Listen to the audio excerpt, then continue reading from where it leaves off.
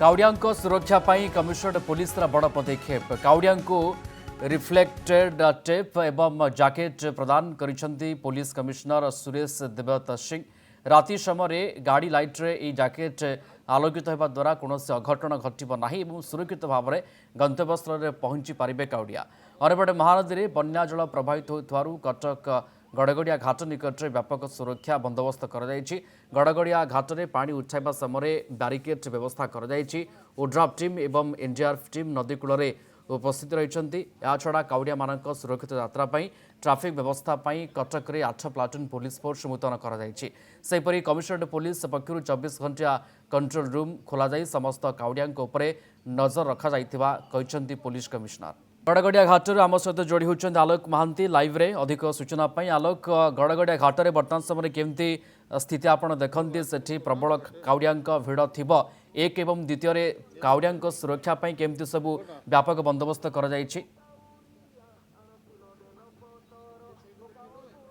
आपड़ देखु आम अच्छु बर्तमान कटकर गड़गड़िया घाट जहाँ एक पवित्र घाट बोली परिगणित होता है कहीं जिते जगन्नाथ पंजिका अनुसार आसंता काली हूँ सोमवार और श्रावण मासर प्रथम सोमवार से आप देखुं गड़गड़िया घाटे कोबली भाव में काउडिया भाई मानकर एठी एकाठी होती एठू से गड़गड़िया घाटे से पारंपरिक बाहुंगी वस्त्र सब पिंधिला एठी से पानी नेबे पानी नहीं सारा से पूजा अर्चना करेंगे एवं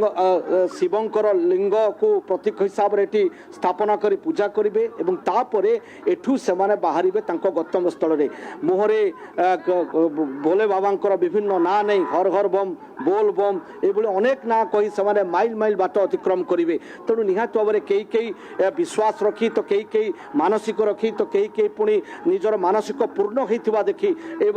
भाव में से वर्ष वर्ष धरी काउडिया माने आसी थांते आपण देखुचंती कोबली भाव में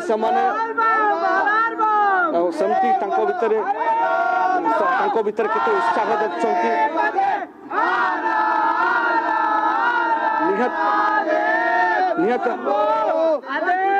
निहत आमे किछि प्रतिक्रिया नेबे आमे किछि प्रतिक्रिया नै आज्ञा कोन आसंता काली तो श्रावण मासर प्रथम सोमवार तो कमती कौन इच्छा है जे प्रथम सोमवार नवा आमर गोटे सब भाई माने सब वर्ष जाओ फास्ट पाली सिद्धेश्वर आम एथरो कौन चिंता कर सिद्धेश्वर बाहरी कौन रखिकी मानसिक ना सेमती किछि सेमिति नॉर्मल एमिति बाबा हमर बहुत भल पाइबा अछि एतिकी आम बाबा ऊपर विश्वास अच्छे आम जहाँ भी मानसिक कर मन रे बाबा ठीक बुझी पारे केते वर्ष धरि आम आसुचु छोट बेले आसुली घर पाखे जाई पानी ढालती एवं 4 वर्ष है कपिलास जाऊँगी सिद्धेश्वर जाऊँगी 6 वर्ष कारण कौन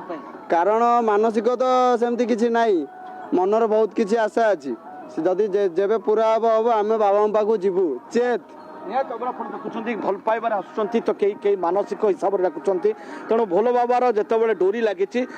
वर्ष वर्ष धरी से आसुँच आप देखा चाहिए ये तो से बाहरी आप देखा घाट को आप देखुं कोबली भाव में बर्तमान गड़गड़िया घाटर चित्र को आम देखदेवे कि गोटे पटे बन्यार स्रोत रखी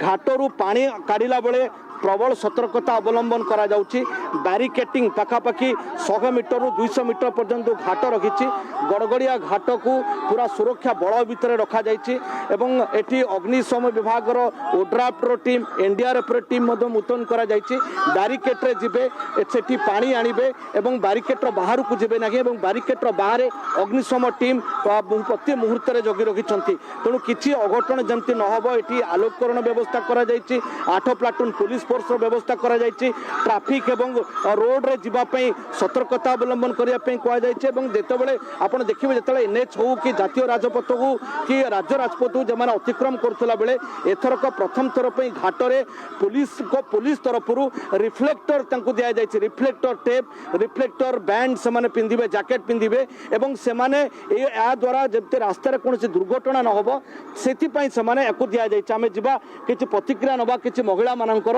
एवं तांको प्रतिक्रिया नवा के प्रकृत रे से माने काहे मां गोटे मिनिट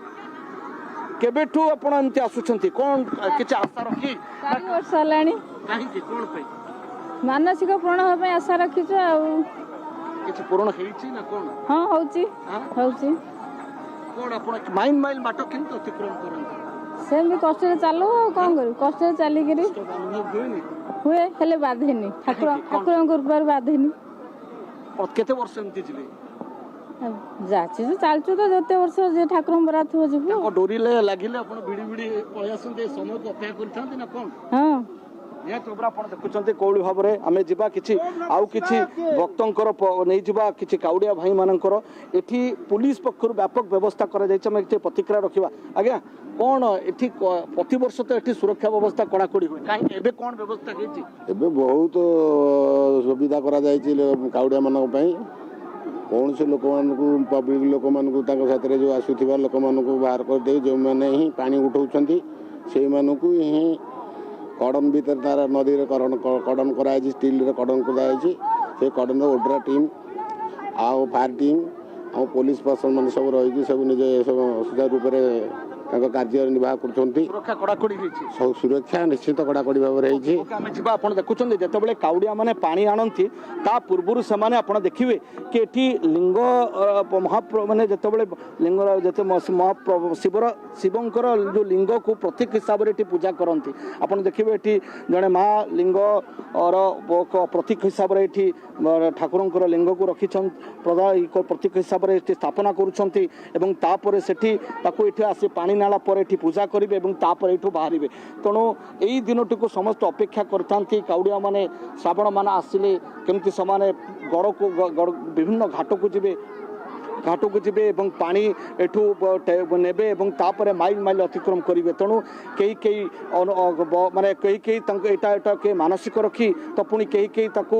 କିଛି ମାନସିକ ପୂରଣ ହେଇଥିବା ରଖି କିଛି ଠାକୁରଙ୍କୁ ଭଲ ପାଇବାରେ ଆମେ ଦେଖୁଛେ କେମିତି ଭକ୍ତ ଶ୍ରଦ୍ଧାଳୁ ମାନେ ପାଣି ଉଠାଉଛନ୍ତି ବୋଲବମ୍ ପାଇଁ ଏବଂ ଏଠି ପ୍ରଶାସନ ତରଫରୁ ମଧ୍ୟ ବ୍ୟାପକ ବ୍ୟବସ୍ଥା କରାଯାଇଛି ଗଡ଼ଗଡ଼ିଆ ଘାଟରେ, କାହିଁକିନା ଏହି ଘାଟରେ ପ୍ରବଳ ସଂଖ୍ୟାରେ କାଉଡ଼ିଆଙ୍କ ଭିଡ଼ ଜମିଥାଏ। ଧନ୍ୟବାଦ ଆଲୋକ ମହାନ୍ତି ଆମ ସହିତ ଯୋଡ଼ି ହୋଇଥିଲେ ଗଡ଼ଗଡ଼ିଆ ଘାଟରୁ ଅଧିକ ଆମକୁ ସୂଚନା ଦେଉଥିଲେ।